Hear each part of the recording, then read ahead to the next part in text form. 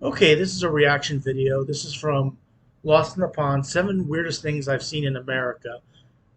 Please click like, share, and subscribe for Lawrence. Please click like, share, and subscribe for me. But these are the 7 weirdest things that Lawrence has seen in America. And I'm on a quest to uncover all of the memos that Britain and America lost in the pond, and one of those memos pertains to all of the weird stuff that we do. Specifically, the weird stuff that they do in America. I think people who live in another country might have this idea that America is just the land of weird because of all of the news stories that get funneled out to the UK and elsewhere. What weird stories am I talking about? Well, there was that weird incident in 2009 when those parents pretended that their boy was trapped inside a balloon that had flown off. And then, of course, every breaking political story ever, that's the same in my country, and anything that involves the word man and Florida. But as somebody who's lived here for 14 years, these weird and wacky news stories do tend to paint a false picture of what America is actually like. Of course, you'd know that if you were already subscribed to my channel, so if you're not, do that now. Yeah, please click like, share, and subscribe for Lawrence, just like for me. But I'm kind of curious to see what the 7 weirdest things that I've seen in America that he's talking about. I mean, like I said, my travel outside the country is very limited to Bermuda, Germany, Mexico, and Canada. But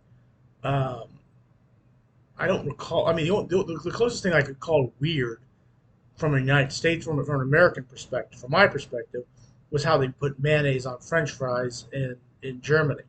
And it's probably that's the same way over all of Europe. That's something Americans don't do. And if you saw Pulp Fiction, they mentioned that in that movie. And I saw people do that all the time. I was like, why would you put that? It's disgusting. But again, that's the only thing I really saw over in Germany that was weird. But this isn't about me and what I saw in Germany. This is about what Lawrence has seen in America. But just as was the case during my 26 years of living in the United Kingdom, I have nonetheless seen my fair share of weird incidents. And today I'm going to tell you all about the first 7 that spring to mind. Superman. Well, okay. Growing up in the UK, I was a huge fan of the Superman films, specifically numbers 1 and 2. After that, it was diminishing returns. I had everything. I had the toys, I had the VHSs, I even had a Superman costume that was a little too tight, and thankfully the pictures have all been burned. But nonetheless, I was surprised to find that here in the state of Illinois, there is a town that has a big Superman statue. And not only does it have a big Superman statue, but the place in question is known as Metropolis. I did not know that. Okay, I did not know there was a town called Metropolis, and I did not know there was a statue of Superman. That is kind of weird. The economy of the entire place seems to be built around Superman, evidenced by the fact that there's even a Superman museum right next to the statue. And now that I have a beard, I'd be really intrigued to see what the people of the town do if I just turned up dressed as General Zod. Well, you, like them, you don't have General Zod's power. They don't have Superman's power, so it's probably nothing. Billboards by the highway are already a kind of alien concept to me. And if you saw Man of Steel, General Zod didn't have a beard, so that was Terrence Stamp. Because we just don't really have that in Britain. So when I first moved to the US and I saw them all over the place, it was a little bit of a novelty. Well, look. Yeah, I saw a lot of places in America have billboards. I mean, billboards are all over the place. Look, there's a friendly one welcoming students to Indiana University. There's an equally friendly one for the hospital of the same name. Oh, and there's another one saying that Jesus is watching us. Best be careful on the road. And I don't know what it's like in other parts of America, but in the Midwest, it does feel like about a quarter of all billboards are Since I didn't go on the Autobahn or didn't drive around a whole lot, I didn't see a lot of. I didn't know they had any billboards or not, and I really didn't pay much attention. We didn't go there to look at the billboards, but I guess billboards are something that's are they those unique? I'd like to know, are those uniquely American? Devoted in some way to religion. But my favourite ones are the ones that I always see when we're driving through Gary on the way to Indianapolis, because just about every single one of them As a lawyer is for car accident lawyers. And all I can think as we're driving along surrounded by other vehicles is that this must be an accident hotspot. So now I feel good. Actually, now that I thought about it, those aren't my favourite ones. The weirdest one I've ever seen was a billboard that said, "If you're reading this billboard, then you're not paying attention to the road." Well, I don't know why you'd put that billboard up, but that is weird. Well, no. No, yeah. And while we're on that subject, car Americans love their car. Like you said, in Europe, I could see myself not needing a car because I could just take the train wherever I wanted to go, and it looks like it's a very efficient system. In the United States, they don't have that kind of system. Everybody's driving a car, so there's going to be a lot more car crashes. crashes, right? I've seen my fair share in the United States. As a passenger, I experienced firsthand my first ever 2-car crashes. But that's not the weird bit. The weird bit came in Anderson, Indiana, near the casino. And for those of you who've been to Anderson, Indiana, you'll know how plausible this is. We were in our car, minding our own business, and the car in front was doing the same. Then all of a sudden, out of nowhere, this smaller car comes racing from the side and smashes into the car in front of us. And firstly, that by itself was the most amazing and terrifying thing that I've ever seen. But not as weird as what happened next, because next, the driver of the car that just crashed into the other car reversed, then did a U-turn and crashed into another car right in front of our very eyes. Our thinking was that he was probably drunk. He was terrified that he was going to get in trouble for hitting the first car, and he tried to bez it away. But in doing so, he totaled his own car, and thankfully, I've never seen that man again. Yeah, I've never seen anything like that. I've seen car crashes. There's a better chance of getting car crashes in the United States if everybody's driving a car, but they don't happen very often. I mean, I've gone years before I've seen one or even experienced one. So yeah. Every now and again, you might see something a little bit weird going on in restaurants, right? And I don't want to throw any companies under the bus, but let's just say that this one rhymes with International Mouse of Flan Cakes. International House of Pancakes, or known as IHOP.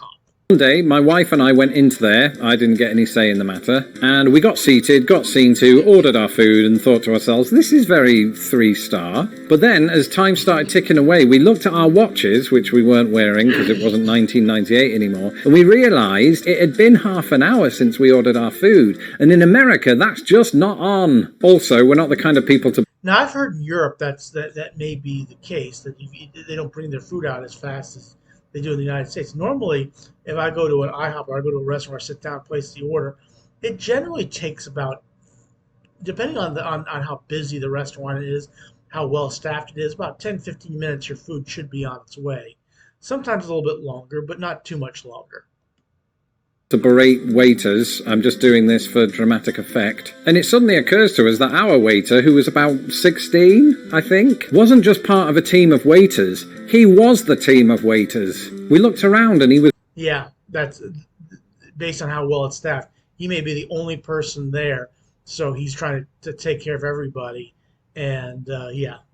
running from table to table, back into the kitchen, coming out in hot sweats. And as we're listening in, we hear other diners saying things like, "Oh, our food's taking a while, isn't it?" But just not in a northern British accent. And they all sound really sort of, mad. And I'm thinking, well, look at him. He's not Superman. This isn't Metropolis. Anyway, after about an hour, he comes over to our table with what he thinks is the food that we ordered and sets it down. Now, I'm a British person. I don't really like confrontation, but I found myself in the awkward position of having to explain to him that I ordered a burger and chips and not red velvet pancakes. And yeah, you ordered a burger and fries, not chips. Okay, but that's your English talking. at this point, he's starting to well up because all of these people have been berating him for something that evidently isn't his fault. And here is this nice and polite British man telling him, "Ooh, I think unfortunately this is not what I ordered." And as soon as he started crying, which is a sentence that already warrants its place in this list, I don't know what to say other than, "Is everything all right? What's happening?" And he tells me that several people called in that night to say they couldn't do the shift, and the manager was nowhere to be seen. How are you open then? Eventually... Yeah, in that situation, keep in mind a 16-year-old kid probably wouldn't think to do that. I'm the only one here. I'm the only one. It may take a while, and let the people know it beforehand. Since I'm the only one here, I'm the only one to be able to do the serving. Please be patient with me. This is what the situation is. So the people, if they can go to another place. Where I live, the IHOP, or the International House of Pancakes, there's several in the area. So if I go to one and it's only one person there and it's busy and one person's running around, and I know it's going to take a while, I can go someplace else. I can give this guy a break so he doesn't have to take care of my table. But yeah, that's that. I mean, probably a 16-year-old kid probably wouldn't know to do something like that, or is probably doing the best that he can. And I don't know if the manager turned up, but we got our bill and it said 0 on it. And I think they did that to everybody else in the restaurant for this short duration that we were there. It was weird. I've never seen it before, and I haven't seen it since. But being the future benevolent YouTube sensation that I was, I gave him a 50% tip. Not 50% on 0, that would be 0. We got it. Thanks, Lawrence. But on what the original cost was going to be. Just want to clarify that. And I think that was a good thing to do. And that's what I would have done in that situation. Because I have not been in that kind of situation, that desperate, but I have been in situations where it wasn't as busy, but there was only one waitress trying to serve everybody, and I was patient. And that's the only way you can be. I almost feel like I'm cheating by including this one because I've since learned that the practice that I'm about to describe does occasionally happen in the UK as well. But my discovery of pig racing, yes, pig racing, occurred at a very American thing, and that was the Indiana State Fair. And I know what you're thinking, ooh, Lawrence, what is pig racing? It's really self-explanatory. Yeah, I've already said that's self-explanatory. I've never seen pig racing before. I mean, I've lived in Ohio. In Indiana. It's right to my west. I've never heard of pig racing. That's the first time I've ever heard of that. Can't believe you asked that. It is exactly as it sounds. They have this miniature track and they just send pigs around to race, and they've got these little bibs on. It was just weird watching little pigs run around like that. Yesterday was Super Clasico. Barcelona played Real Madrid, and when I think of pigs, I think about when Luis Figo came back to Barcelona and somebody actually threw a pig's head onto the pitch, uh, which was very, very weird. But pig racing is something I've never seen before. Right? Because you're used to seeing horses or dogs or humans. People loved it, from what I could tell, though they were probably high on all of the sugar that they consumed around the fair. And I can't tell you how the pigs felt. I mean, they looked happy enough, but that is their default face. I also don't know what, if anything, the winner got. Because it's not like they can appreciate a trophy. So it was probably just some sort of snack. What do pigs eat? Is it hay? They were probably given some hay. I don't know what pigs eat, but they're probably given a lot of it. And I imagine you could go there, and I'm guessing you can lay money down on which pig's going to win. But Okay, this one is a little bit morbid. There's no getting around that. Because the truth of the matter is, it was only after I moved to the United States of America at the age of 26 that I saw my first dead body. And for those of you back home thinking, oh, how exciting, that sounds like the plot of Stand By Me. Well, it wasn't. It was more like the plot of My Girl, the bit where Macaulay Culkin gets absolutely killed to bits by bees. And he's in an open casket, and you're thinking, well... Yeah, I've been to places like that where open casket, where the individual who has passed away is in the casket, okay, and the casket is open so you can see their dead body, and people go and pay their respects like that. I'm guessing that's what he's talking about. Well, fair enough. Things were different back then. No, things are still the same. Because just literally months after moving here, I was invited to a wake of a friend of a family member of my wife's that I didn't know, and come to think of it, neither did my wife. But we went anyway. And this is a common practice in the United States. You just walk up to the casket, pay your respects, maybe look at some photos off to the side. I usually focus on that. And the whole process just feels really Victorian. It feels like I'm in Victorian Britain. And America, or at the very least Indiana, has some other sort of funeral-related practices that you'd never see in Britain, because when you're in a car in a funeral procession in Indiana, all of the cars that aren't part of the funeral procession have to stop out of respect. And while you're sitting there heading to the cemetery, you're thinking, oh... Yeah, you normally have police escort you to the cemetery, and all the cars that are part of the procession, to let you know they're part of the procession, will have their lights on, so you know who's in the funeral procession heading to the cemetery. And you have a cop car, either a cop motorcycle or car, in front and in back. And people generally, pull to the side, pay respect. Not all the time. I've gone past funeral processions where I didn't have to pull over to the side. Oh, that's really nice. That's a nice show of respect. From experience, you're not quite as on board with the idea when you're in one of those cars and you want Culvers, because you just sort of feel trapped, which is a perfect segue.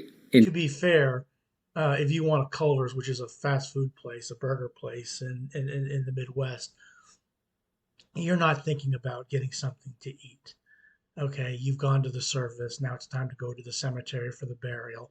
You're perfectly, you can put your, yeah, there may be fast food places along the way which you could stop in and get a bite to eat, but you're not going to do that. You're going to show some restraint. Into this. I think it's Coyote incident. I do not know what this is. well known by people that have seen my video on the subject that America has all manner of wild animals. You got bears, you got huge eagles, you've got crocodiles in Florida and alligators Not so many crocodiles in Florida, but a lot of alligators.